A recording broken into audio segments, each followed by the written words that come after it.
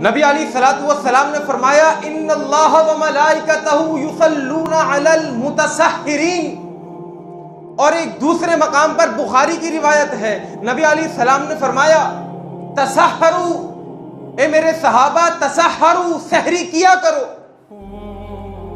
فإن فی السحور برکہ، سحری کرنے سے برکت حاصل ہوتی ہے، رحمتیں ملتی ہیں، دعائیں ملتی ہیں۔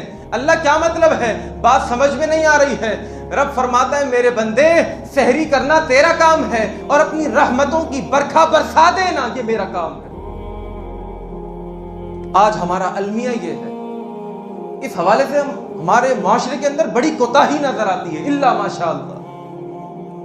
آج ہم نے روٹین یہ بنائی ہوئی ہوتی ہے کہ جی رات کو 2 بجے 3 بجے پیٹ بھر کے شکم سیر ہو کے کھانا کھا لو اور اس کے بعد سو جاؤ۔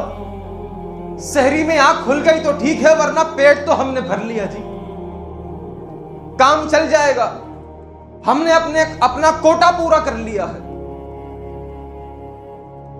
آپ یقین جانیں وہ لوگ 2 بجے سحری کھا کر 3 بجے سحری کھا کر وہ سو جاتے ہیں، نہ سحری کا وقت، نہ فجر کی 2 سنتوں کا وقت، نہ فجر کی فرض نماز کا وقت، نہ اشراق کا وقت، سب کچھ ان سے رہ جاتا ہے۔